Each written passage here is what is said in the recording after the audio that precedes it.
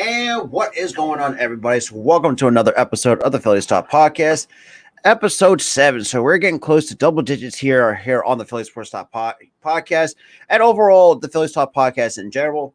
So, before we kind of give you a little quick read down, if you guys are new to this kind of show, we'll talk all things Phillies baseball. Obviously the free agent signings, post game recaps, all that stuff, all that good stuff. But before we get into the show, if you guys are new to the channel, make sure you smash that like button, hit that subscribe when you guys are new, and do all that good stuff. Share it out, everybody. Everything helps. What is good, normal guy? What is good? What is good? So we've got a lot of stuff on hand today for episode 7 of the Phillies Top Podcast. So the first one I want to kind of go over is Rob Thompson's success taking over from Joe Girardi. Kind of break that down a little bit. After the Phillies kind of will start struggling to start earlier this month. It kind of got a lot of Phillies fans wondering, like, when are we going to fire Joe Girardi, or should Joe Girardi be fired? All that stuff, but I think when that kind of really thought into the back of all the Phillies fans' minds, it's like, it's something that I think a lot of Philly fans, me myself included, could have been, really thinking that, because this team struggled under Joe Girardi. And the fact that, some of the veteran players and the rookie and some of these younger players were not buying into what Joe Girardi was selling them, so to speak. And then, Joe Girardi, and then news comes out that Joe Girardi gets fired, and other stuff has been coming out that, I think with the interview with Jason Starr, that Castellanos comes out and says that there was a lack of communication with Girardi and the players. And if you kind of read something about, I don't know, basically, in other words, if you listen to how Girardi speaks, like it sounds like he's already mentally checked out of this organization. And after 3 seasons, Girardi gets the boot, and his bench coach Rob Thompson takes over as interim manager. Since then, the Phillies been playing well. I mean, had a 9-game winning streak going. Try to get at least catch up some ground in the NL East. Obviously, the Braves now have the longest winning streak right now at 12 games. I don't know. It's just like, I don't know. Like it kind of gets you thinking. Like, now, obviously, with Rob Thompson, kind of still being still the interim manager, it kind of got me thinking. Like, he's actually seen like during the pregame shows that Rob Thompson is actually communicating with the younger guys, and veterans like Castellanos and Harper, Schwarber, all that guys like that are kind of like buying into Rob Thompson. Basically, Rob Thompson, I think the mentality is just like just be yourself and just play how you normally would play.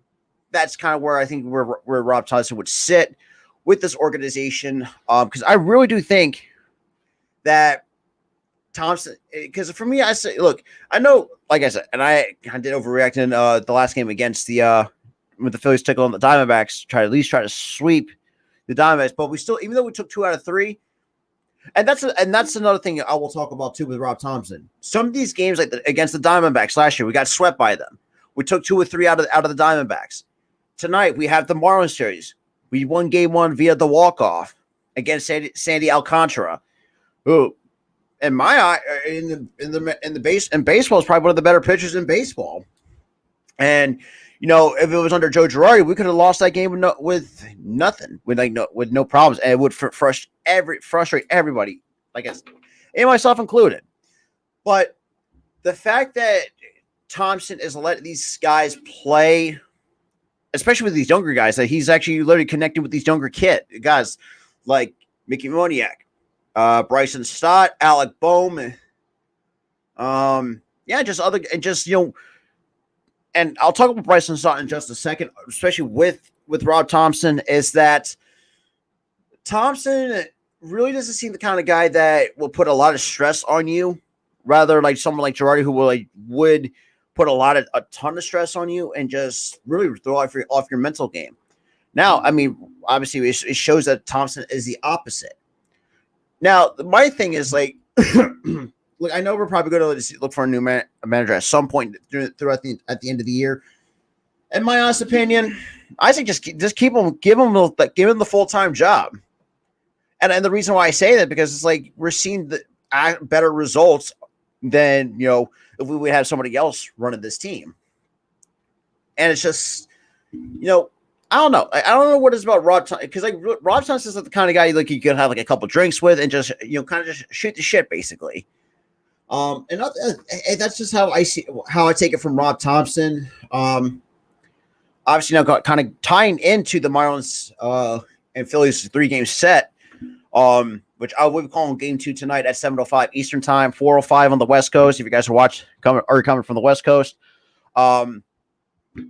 I want to kind of like break everything down a little bit, especially with the Phillies and the Marlins coming up right now. Is that I don't know, like the Marlins, when it comes to the teams in the NL East, always has against us problems. And what I mean by that is just like we cannot win for some odd reason. And for some odd reason, if you have not watched Phillies games over the last couple of years, that's one of the NL East teams that we cannot beat them for some odd reason. Now, I don't think that's a bad thing by any stretch, but that's something to cause for concern. But obviously, last night showed that it looks like the Phillies were trying to at least get that monkey off their back and hopefully try to at least, beat the Marlins, which is the only one of the other NL East teams we can beat. And also, I think the Mets that's another monkey that we need to get off our back too. And I don't know if you saw my last episode, kind of talking about that, or if you have not checked out one of the between the lines, because I did kind of talk about it, that the Mets are pretty much beating us in the season series, 9-3, in 12 games, and so far in the 12 games that we played against the Mets. Now, with that being said, like obviously we all know the Mets are dropping like flies. Because obviously they have a tendency at this point in the year where players are starting getting hurt. DeGrom, who knows when he's going to come back. And that's the kind of thing that I would see, the Phillies need to take advantage of that. And they got it. And obviously, I know the first step is the Marlins. But then I think another thing, too, is just like they also got to beat the Braves, which I think that's possible. Obviously the previous way, we did take 3. And we also beat some good teams, too. Like, for example, we took 3 or 4 from the Los Angeles Dodgers, who at times shown that they can be beat. And we saw the Giants, kind of take the series away from them. We took 3 or 4 out of in Los Angeles, but they kind of get that revenge out back in here in Philadelphia. But I'm not saying like this 2 games. Yes. And speaking about the Rangers too. What up, YLC? And that's another thing too. The first 2 games, because, next week, hopefully we can split the series against the Rangers, since we did lose the first 2, especially under Joe Girardi. But that kind of still ties into my thoughts on Rob Thompson at this point of the year. Even though like we're above 500, to start, so far at this point of the year, in the first 60 games. Well, technically 61, including last night. So that makes, but it just seems to me that Joe Girardi, I kind of did feel like it was a bit of a problem. And, from a player perspective on Joe Girardi, but really like coach that would put a ton of stress on you or on a player, like you're going to perform, you're going to have a subpar performance. Now that kind of will talk to about JT in just a second. It's that JT, well, I'll talk about JT in just a second. Is that I don't know, this team seems like they're having fun under Rob Thompson. That's basically what I'm trying to get at. Unlike Joe Girardi, it's like Joe Girardi kind of like suppresses the fun and the vibe of what the team could be, if that kind of makes sense. But it is what it is. But Joe Girardi, let's be real, needs to retire from being a coach, because let's be real, I don't think. And it shows that, even had some of his former players when he was at the time with the Yankees had problems against him. And I can understand why, because of that. Because his philosophy is like a lot of times the players are not buying into that. Basically, I don't know. I mean, that's just me speaking as from a player perspective. And I've dealt with coaches with that before. And I had said some things. It's that, you know, I don't like how coaches would be like that. You know, that's just how I kind of want to take from it. Kind of go over to my next point right now is the Phillies walking off against the Marlins, which is, like I said, other than the Mets, the Marlins is one of the teams in the NL East. It's one of our biggest monkeys on our backs because they always, for some reason, had our number, especially every time. And then, obviously they come in here. Look, Shady Alcantara is no slouch by any stretch. I mean, probably one of the best pitchers in baseball at this point because, DeGrom. We all know that DeGrom's probably the best pitcher in baseball, but has not seen anything since get hurt before prior to spring training, which is really crazy to say because Alcantara, hell, even throughout the entire game, from what I saw, like kind of gave my Phillies a bit of fits, but the Phillies started figuring it out quick. And in some cases, players like Schwarber needs to stop leaving pitches that's right in the middle of the zone and start actually protecting the plate, especially with 2 strikes, which has always been my biggest pet peeve with this team a little bit. Is some of these hitters cannot fight with 2 strikes. Like when they get down 2 strikes, they just seem like they want to swing over top of pitches or under it and stop trying to do too much to the point where it's getting up there and enter their mental game. But before we go any further, huge shout out to the 3 people that's in here. Greatly appreciate you guys are tuning in. Make sure you smash that like button and definitely share this out. Every bit helps to grow the channel here on the Philly Sports Top Podcast. And we're also coming to you live on the Spotlight Sports Network as well. But after that little promotion, and then one question I actually have written down right here on my notes is, can the Phillies finally beat the Marlins? Obviously, last night did show like the Phillies do have the talent to beat the Marlins. Now, obviously, Castellanos didn't actually kind of got the night off because obviously he's still kind of like in a cold slump right now. And it shows that, even now we have some bullpen guys that actually stepped up, when we really needed the most. Connor Brogdon, even though it came out into the probably one of the biggest spots of his career, and got the 1-2-3. I think it's the bottom of the 7th. I think it was.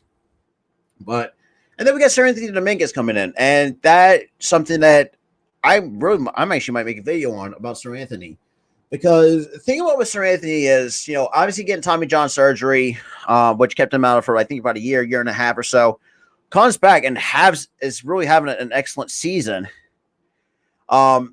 Basically, like an ERA under basically a sub-2 ERA is basically where he's at. Has got good stuff, good life on his fastball between like 99 and 100. He has hit 100 miles an hour a couple times. He's got a 98. His sinker can top up between 98 and 99. Has a devastating slider and an occasional changeup that can go along with it. So he's got enough weapons to where I think he could be an effective closer more than Knebel, who's only a 2-pitch pitcher with a fastball and a curveball. That's just kind of how I see it from a pitching perspective.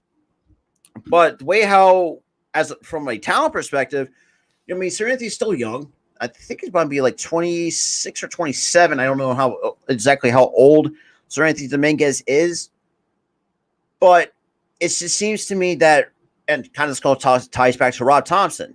Rob Thompson is really, really trusting, relievers like Connor Brogdon, Seranthony Dominguez, and just the name for a perfect example of guys that I think can really succeed. Something like Girardi would never do that because he will rely on somebody like Knebel, Alvarado, which, like I said, and I'll talk to just getting Alvarado in just a second because, good Lord, I have a lot of things to get off my chest about him, just because that. The way that the thing is, I think Alvaro's got good stuff, but the problem is he just cannot throw strikes to save his life. It really annoys the crap out of me. It really, truly does, and it shows times that there are some times that players like him really need to cut our losses with, especially the fact that before the Marlins series we demoted our option Christopher Sanchez, one of our let's be real, one of our best young lefties, that was in our bullpen, actually got I think his first major league save. I think that might be his second career major league save. I might be wrong with the other two, but either way, is that he was pretty effective in his previous outing, and then all of a sudden, we just suddenly demote him or option him back to AAA Lehigh Valley, and I would not be surprised if he balls out. And it's just like it really doesn't really make sense to me of how dysfunctional at times this organization can be, just based on the fact that the matter is that, if somebody like I said, Christopher Sanchez for a perfect example. Also, has gotten a little bit of major league exposure, but hasn't really seen as much time as some of these other guys that has been up here, like a Connor Brogdon or Seranthony Dominguez, who's kind of pretty much established themselves a little bit here in the major leagues. But Christopher Sanchez, obviously a young lefty, has good stuff, but I don't know. It's just like, it kind of gets you thinking, it's like, why are we demoting somebody who he actually pitched pretty well? I mean, there's really nothing can't really say, nothing bad about Christopher Sanchez. Now, granted, he has a couple of rough outings sprinkled out here and there throughout this entire year, but he has some good outings since get some major league exposure, and it's unfortunate because, like, I would rather have him up in the bullpen rather than have somebody like Alvarado who can go throw strikes, which, like I said, Alvarado cannot throw strikes. That's always the biggest problem with Alvarado, or some of these guys that throw like in the high 90s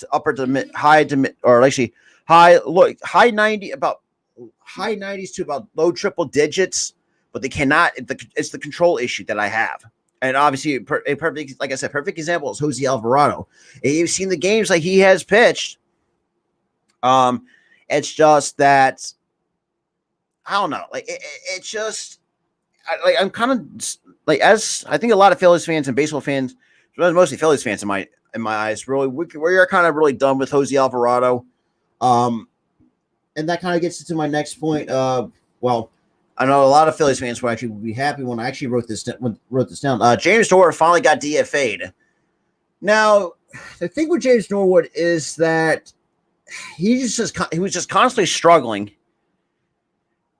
and it got to the point where, and it actually has cost us between the 5 to 7, from I think between a good chunk amount of games, because Girardi relied on him way too many times than we liked. Along with, like I said, with Knable and a few others that when Girardi was here, really over relied on. And with Thompson, it just feels like, I think Dombrowski kind of realized, I guess maybe James Norwood is not the guy that I think the Phillies should be relying on, especially at this point, because we're getting close to the All-Star break, and because I think we're a month away from the All-Star break, and the Phillies really got to get hot at the right. This is the perfect opportunity to get hot and try to go into the All-Star break with above 500 record and try to play better baseball in the second half. And you cannot have someone like James Norwood screwing that up. And same with Jose Alvarado, which that's another guy I want to see. If he can't be fixed, just DFA him. I mean, that's just how I will put it. No ifs, ands, or buts about it.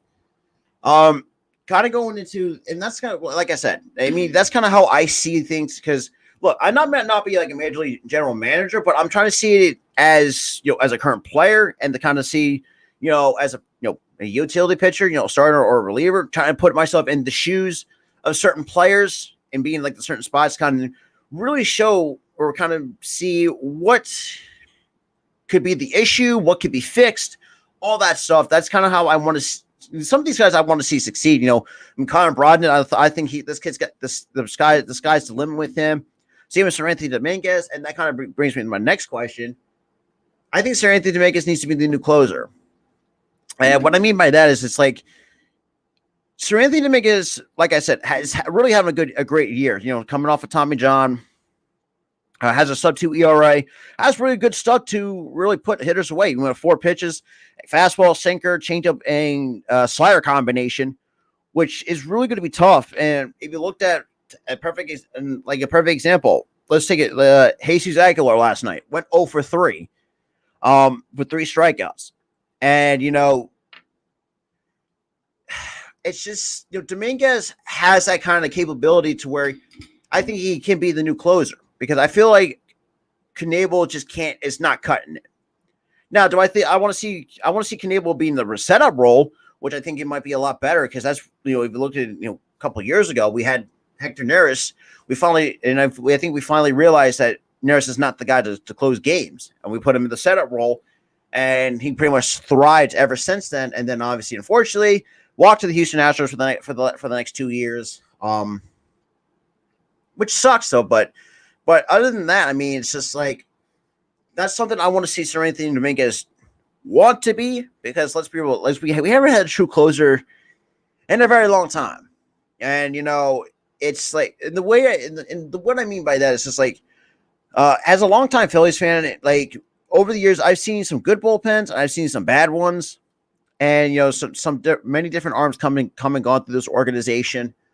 That it seems like the Phillies, for some reason, can't get right, and obviously it's the closer role that I think that's always been sometimes our biggest issue.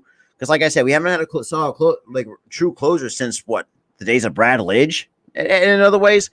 Because if you really think about it, because we did Mayweather trade to get trade with Houston back in 2007 in order to get Lidge, who, let's be real, actually struggled in Houston. And for those who don't know, this is before Houston actually. This is way prior, before Houston made the transition to the American League, where the Astros are now in the AL West. But kind of going back to where my thought was going, we gave up Michael Bourne, a couple prospects. I don't know. I think Jeff Jenkins. I think it was, or is it? No, it was Jeff Geary. That's what it was. Jeff Geary, and I think and the prospect to be named later in the shade to get Brad Lidge over here. But ever since then, as they say, the rest is history, because going into 2008, Lidge was just kind of just been like he was just lights out. So we basically got the nickname Lights Out Lidge. I know a lot of people hate the Astros, but I'm putting this as from a Phillies fan going back to the early mid 2000s. No, this is before the year prior to us winning the World Series back in 2008. When Hamels was the World Series MVP in game 5 or game 4. I mean, you still had Silver. Okay, that's interesting. Wait, here's out of the 3 that's still in the stream though. Okay.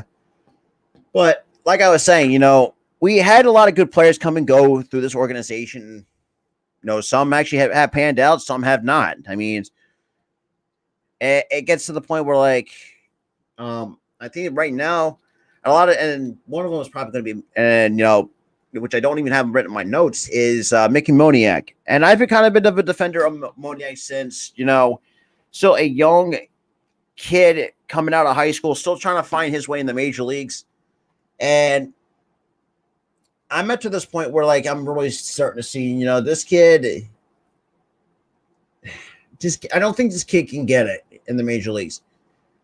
Because I just feel like it just seems like he's very uncomfortable here at the major leagues, and I don't know. That's just kind of how I take it. But I say just let him go back. Just at this point, obviously just call him. I don't say he's a bust just yet. But if any other Phillies fans think it was a bust, hey look, I respect your opinion, but I would see things differently. I say just go again, just have Moniak back down to the minors, just kind of work on it. And just keep him there and just let him develop, because I feel like we've rushed him up too soon, in my honest opinion. Instead of just let him season throughout the entire minor league system, which, let's be real, the Phillies or farm system has not been the best. And kind of really, and I said I did mention JT. JT has his struggles throughout this entire year, and I don't know. I don't know what it is about what's the struggles that GT is going through right now. It's the fact of the matter that something needs to change, or I think Rob Thompson should just at least give him a couple of days off and just try to figure out it mentally, because it's getting to the point where he's not living up to the best catcher in base. The moniker, the best catcher in baseball, And it's like I'm really hate to say it, but it's true. It's really true. And and our backup catcher Garrett Stokes, who we got in the trade from Houston. I don't know what we gave up for him. That's I don't know. It's just like Garrett Stokes has been playing a lot better than JT, which is shocking to say the least. I don't know. Maybe that's just that's how I kind of right now I'm seeing it from JT. Based on the fact that it's getting ridiculous to the point where like when is enough enough? Well, not but no. Let me backtrack that. Even though I think JT could still figure it out, I think he still be the best catcher in baseball. He's got to figure out the mental. I don't know the mental aspect of it. I feel like sometimes he's doing way too much that he needs to, and like say like he's trying to do way too much instead of just let the game come to him, and just not to try to be be free and easy with it. That's just how I want to see. That's how I want how what we're paying JT for the next 5 years, which is. But kind of going over another guy that I've been. Yeah, that was John Kruk, and that's another thing too. I think John Kruk really does make everything a lot funny. Well, we got to think too. It's not just John Kruk because there's a lot of different Phillies that kind of come and gone. Not in 1993, we still had Mitch Williams. We had Lenny Dykstra. 1980, we had throughout the 80s, we had Schmidt, Boone. We still had Pete Rose. We have Steve Carlton. We had Vucevic or Vikovic or whatever his last name was. Even in the 2000s, like we had J-Rolf, Howard, Utley, Worth, Burrell.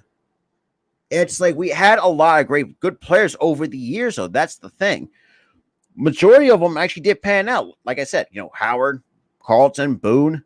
Like it depends on which era you're coming from.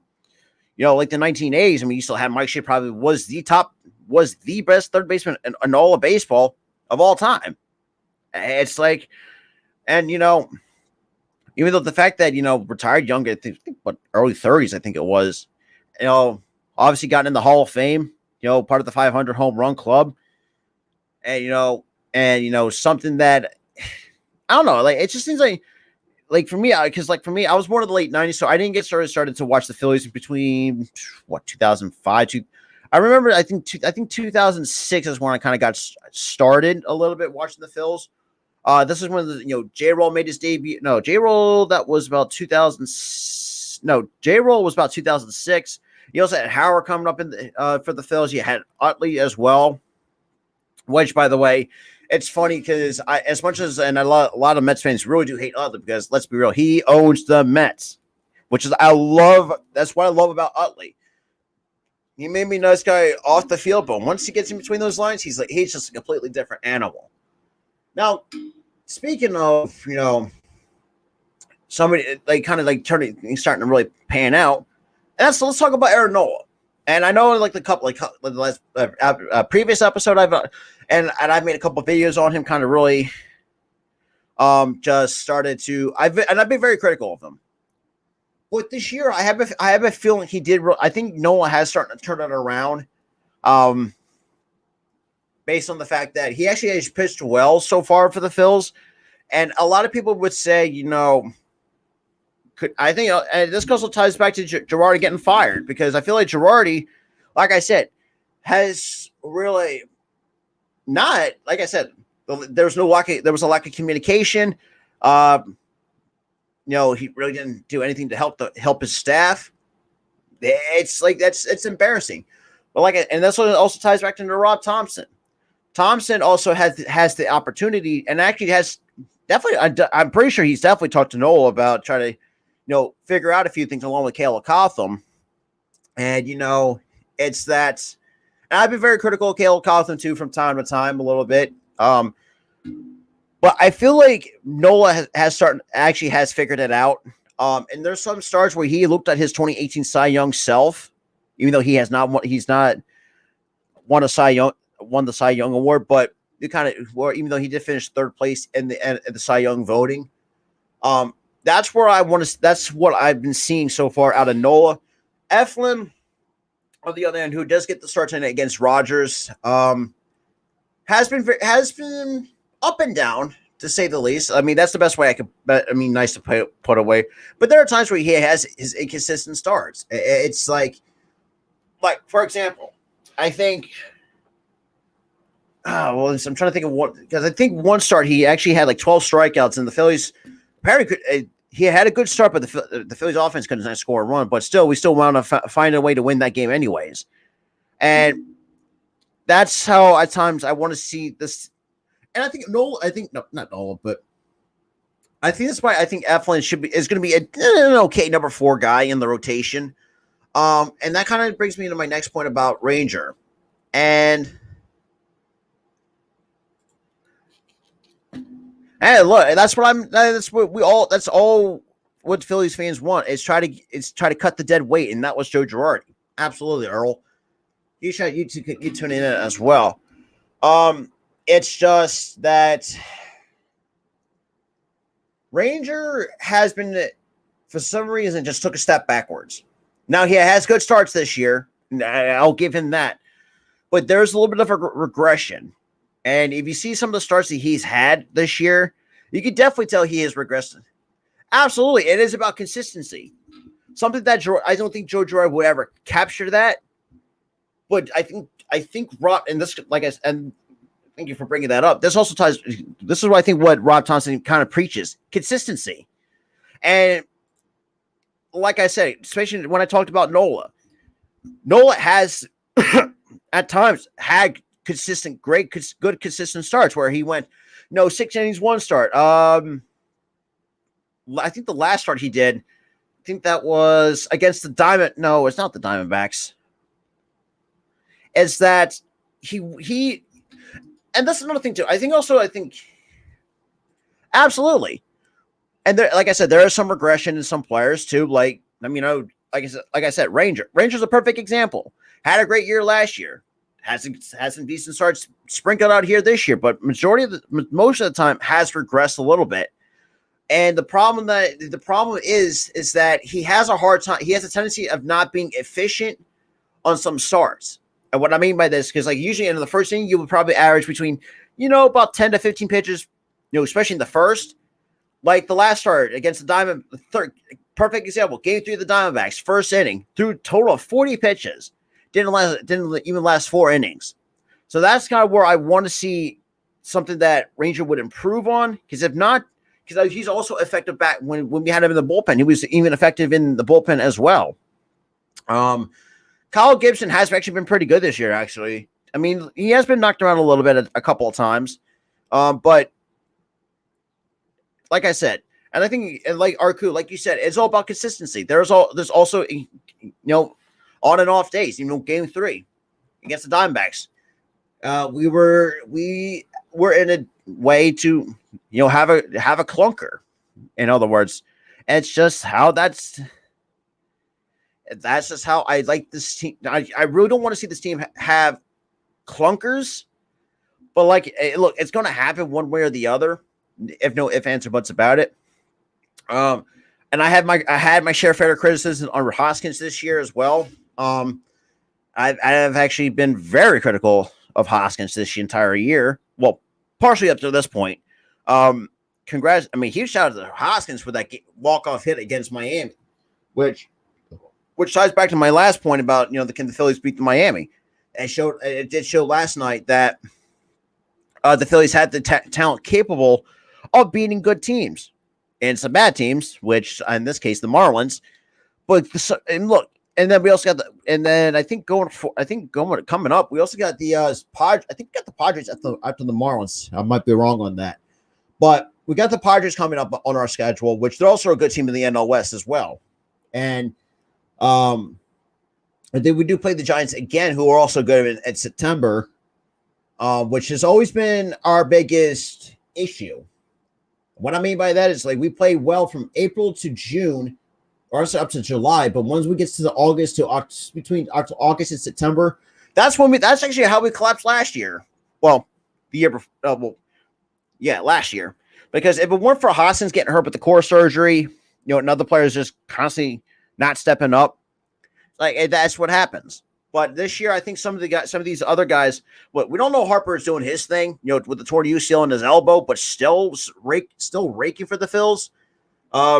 Hoskins look like he's starting to improve. Um, Herrera, I know a lot of Phillies fans, myself included, not the most well liked, but he's been very productive this year. Schwarber has been iffy.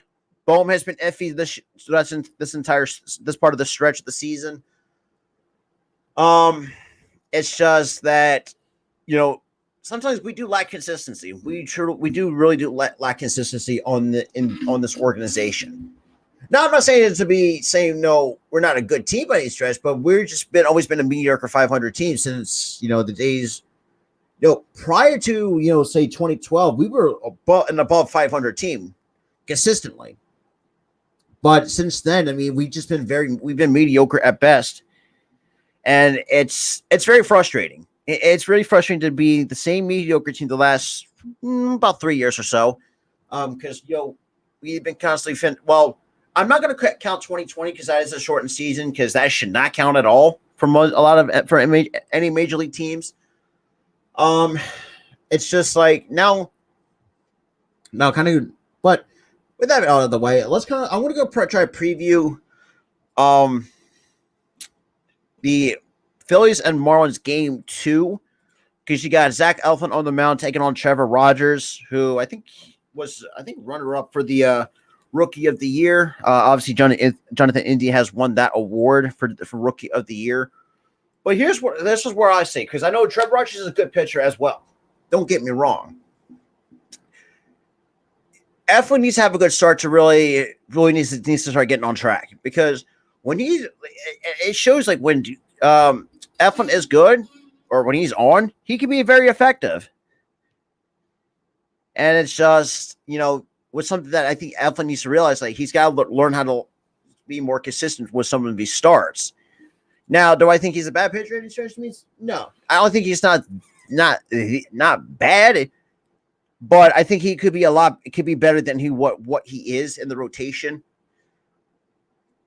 And that's something that I just want to really, really kind of emphasize, from a pitching perspective. And I can say this from personal experience too. Like and there are times where I had some inconsistent starts as well, or inconsistent outings. And it is what it is. It's all about. That's just how about baseball. Absolutely. I mean, look, and perfect example, like Harper. Before he started going on a tear, after despite having a torn UCL, really struggled at the beginning of the year, and it kind of got us wondering: can he ever win could he go attempts for his third career MVP? Now, after this point here in the month of June, going into before we get into July, I think that could be possible. Now, I think this year, there's going to be very close between the American and the National League MVP, because I know Machado's making the case for it. Obviously, Harper's still making the case. Maybe Soto, because I feel like Soto is starting to drop off a little bit when it comes to the MVP race. I know Freddie Freeman is another guy can definitely make an argument for, but the American League, I know, is going to be very interesting to see, because there's a lot of good candidates in the American League. Even the National League too. Like I said, be Harper, Machado, Soto, Freddie Freeman. Hell, though I could definitely throw Matt Olson in there as well. Definitely Acuna. I mean, Acuna, I think is a possibility, but he's still got a ways to go. But it is what it is, though. But you shout to the 5 people that is in the stream. Make sure you smash that like button and hit that subscribe when you guys are new. So far this year for F1. Okay, I actually want to bring this up on screen for you guys. Give me 1 second here. Kind of show you what we're kind of dealing with right now in terms of what we're kind of dealing with or going up against tonight as well. And just, so far. So we had all right. So we got Rogers so far this year. He's with a record of 3-5. Hit with an ERA at 5.58 with 44 total strikeouts so far this year, And then you have Zach Eflin with the 2-4 record, ERA of 3.76 with 47 strikeouts. And the thing is about Eflin, I expect, this is what I typically would expect from Eflin. He's like a low to high threes kind of guy in the rotation. But there is possibilities he might be, at least been mid threes. And there are times where I think he has reached a little bit somewhere in the low fours. But I mean, so far he's not having a bad year, despite what his win loss record says. It's just that, and going into some of these hitters, which against Trevor Rogers, there's some that actually do really well against Trevor Rogers. For example, Nick Castellanos, despite a short sample size, he is 1-for-1 against him. Didi is 500 has a 500 average against him. Hoskins definitely kills, pretty much is a killer to Trevor Rogers. And then you got Matt Vierling. He has he has an RBI. So we had Bohm. He does have an RBI against him. He has 7 at bats against him, but just not a good, not a good average against him. Now, who's to say that might not come into play, or that could change? That really could change a lot depending on what. Well, we'll kind of see what Trevor Rogers is going to be against the Phillies, which, like I said, I will be calling Game 2 live on the channel as well, and also on the Spotlight Sports streams as well. I do believe that. I think the Phillies would need to benefit from that and try to rest everybody.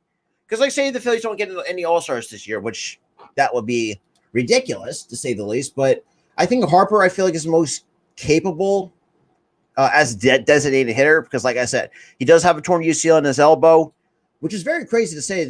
Someone like playing with a torn UCL and actually being great, just having a great year that he's having so far up to this point. Like, I'm not surprised. I would say, Harper, would think would be an all-star for the Phils. But if not, I will not be too upset about it. I know some Phillies fans will be upset. But for me, I will not say I would be too upset if the Phillies don't get any all-stars, because I think at some point in the time, this Phillies will need a benefit to actually take a rest, and actually kind of, start planning out, do some game planning going forward, to start the second half after this All-Star break, which is the very important part of the year for Major League Baseball in this 162-game season. Because there are going to be some good teams that the Phillies are going to face. We're definitely going to see the Giants again in September. We get the Padres coming up.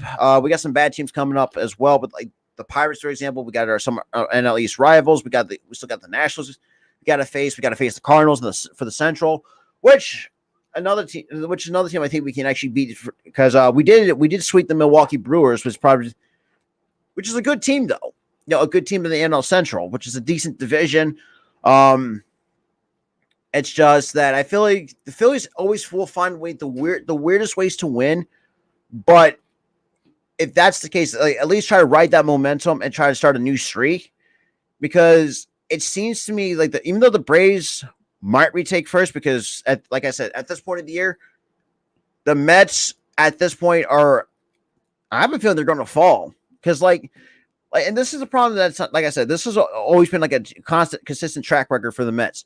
They always get good here early in the season, but for some reason, before the All-Star break, they always find a way to start to slow down, and you have the other opposition here in the NL East, which has been one of the competitive divisions in baseball, but not as is the American League, where like the AL West, the AL Central has been very up and down, as well. But that's here nor there. But I do think the Phils, if these do get an All-Star, which I think it might be Harper, I would say, even as a designated hitter, I think he should take advantage of that. And I think have everybody else just kind of, recharge the batteries and try to, mentally game plan, or start, like doing some practices and stuff like that, and try to get themselves ready to start the second half, because this is where it's going to get interesting. Because we got the Braves on our schedule coming up. We got to play the Blue Jays 4 times this year. We had to split them, 2 at home, 2 and away in Toronto. And then like Arku said, we got his Texas Rangers next week, which we need to really get on the roll here because we cannot fall behind. Now, like I said, are we going to win by the division by any means? No, I think we're so a bit of ways away from that. But we do. I mean, at this point, we could. We are a wild card team at best. But actually, that's a good point. I got to check. So right now, we get the Phillies are at 31-30. I mean, and look, I don't think the Marlins are a bad team. Are not a bad team by any stretch of the means, despite what the record says. But for me, I do think the Phillies really need to take advantage of these next 2 games against the Marlins. Because if you really think about it, because this is one of these, like I said, this is one of these teams that the Phillies need to get this monkey. This is one of the monkeys that the Phillies need to get off their backs, and that is the Marlins. For some odd reason, like I said, always had their number. Now when we got the Mets, which I will probably do some of those games as well. We got to do that as well. We got to get the Mets off our back as well, which is another issue we need to take care of as well. All right, so we actually got a new second baseman coming up for the Phils. That's interesting. Oh damn, that's not what I meant to do. But yeah, with the wild card's going to be very interesting here in the National League. Obviously, there's we all know about the expanded postseason and all that stuff with the extra wild card spot. But I will want to sit. So when it comes to the, but huge shout out to the 5 people that's in here. Really appreciate you guys tuning in to another episode of the Phillies Top Podcast. I do greatly appreciate it. Like I said. And I did time to talk about James Morgan at DFA, which basically, in other words, he got released on waivers. But once he clears those waivers, and he could be outright to AAA or some of the minor leagues, I should say, or he could have an opportunity to elect free agency. So those are your 2 options if you do get DFA'd. And obviously, and then the Phillies did promote Michael Kelly from AAA Lehigh Valley. And I did kind of talk about, can Harper go for his 3rd MVP? It is possible. But like I said, the NL and the AL MVP race is going to be very close because we got some interesting candidates on both sides. Obviously, the Phillies are still 3.5 games out of the wild card. Obviously, the Mets have started to, even though they're sitting at 40-22, they did win. So they just split their and because the Mets and Washington, they're basically 500 in the last 10 games compared to us and the Atlanta. Because Atlanta has been 10-0 in the last 10. We are 9-1 because now we got to start.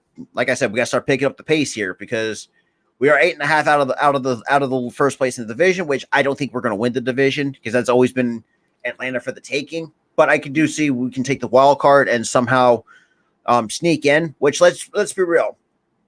And I did kind of talk about this in my last show, or I don't think I did, but I'll say it again, or I'll say this now. If you guys are not, for those who are not Phillies fans, we've been been very, we've been this playoff drought for the last 10 years, so technically 11, I should say, along with Seattle. That's another team that's been, has a much longer drought than we do. But when it comes to, just not saying, really. Hey, what's good, Jerry Lee? What is good? What is good? What is good? Greatly appreciate for everybody that's tuning in so far to the 7th episode of the Phillies Top Podcast, where we talk all things Phillies baseball. But yeah, like I said, dealing with not postseason baseball here in Philadelphia, which kind of sucks to say the least. And really kind of showing what this team can be capable of, especially under the right manager. And it seems to me that Rob Thompson might be that guy. I really do think Rob Thompson is that guy. I think the Phillies are really buying this philosophy. Look, just try to relax, let the game come to you, and not try to do too much. We've seen it. We've seen it with Hoskins, who, like I said, been very critical of this entire year.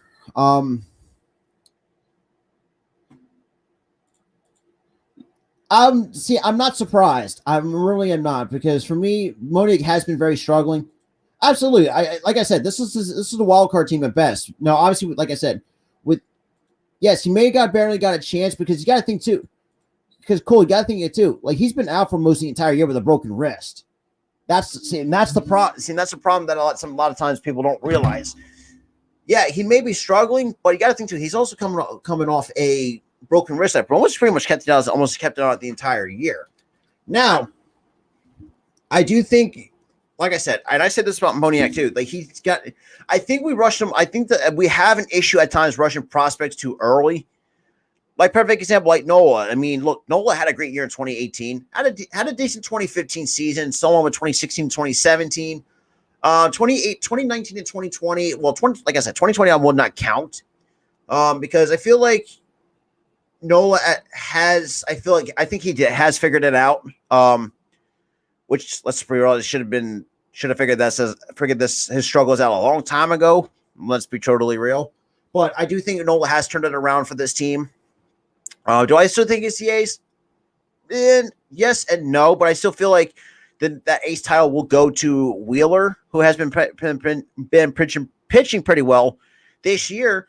And look, and this is why I think Wheeler, I think it should be considered the ace, because look, I think he's been well. He hasn't been there as the ace, but he's been that secondary ace, like, since during his time with the Mets.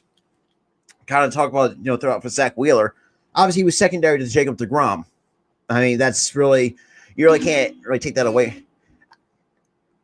Honestly, I'm really happy though. I'm really happy for your Rangers though. I really do like the talent. Yeah, absolutely. Wheeler is that guy. Yeah, absolutely. Wheeler's a goddamn workhorse. Obviously, we saw it last year, through which be real, did fall short of the Cy Young voting, which at some point. The criteria, I think, let's be real, in my honest opinion, the criteria needs to change for the Cy Young. I mean, look, as much like, Corbin Burns does, congrats to him. Let's be real. I think not Noah, but Wheeler should have gotten that Cy Young, because let's be real. The only way, I feel like the only reason why I feel like is because I feel I think most of the numbers went in Wheeler's way. The win-loss record, the innings pitched, strikeouts, walks. Yeah, I did talk about Ranger Suarez, and that kind of brings me to my next point on my notes, that we should probably move him back to the bullpen if he's going to still have inconsistent starts. Because I feel like if he still has inconsistent starts, but he'll still be effective in the bullpen, and I remember like last year, but for this, like, I think 2019, let's go, I think 2019, because I think we still had Ranger in the bullpen. And it looked like his velocity was up when he came out of the bullpen, though. And for some reason, just like, I know, like I said, last year was probably one of the best years we saw out of Ranger. And we were kind of questioning, like, can he repeat that? And it's like, I thought myself, and I was realistic. Like, there's, like, as much as I want to be hopeful for Ranger, it's like, I don't think that was going to happen, because knowing if you have a good year one year, but you also regress the following year, so there's some that still will have good back-to-back years. But I feel like that's just how I see it. What was from the eye test, anyways, is that I don't know, but that's just kind of how I want to see things. But I do like Ranger, though. I really do. I think he's an effect, and I think he's a good pitcher. For what kind of pitcher he is, but I still believe that. Now, I'm not saying that he might not go back to the bullpen, but it is a possibility to think, and then also we got the trade deadline coming up as well at the same time. And that's just how I see a lot of the things. And, and just, it's really tough. Now, but I'm not saying, like I said, because I want to see Ranger to have some good outings, which I really truly do. But I do think that Ranger needs to, like I said, needs to work on his efficiency. Really needs to work on his pitch count. Exactly. That's a very good point. And it's hard to maintain what you do last year. Exactly. His start was amazing. I had a feeling this was going to come too. Like he was going to have somewhat of a step back. Now he just, I don't think he stepped back tremendously, but you could definitely, yeah, I feel like his confidence has been through the roof, and I do feel like at times,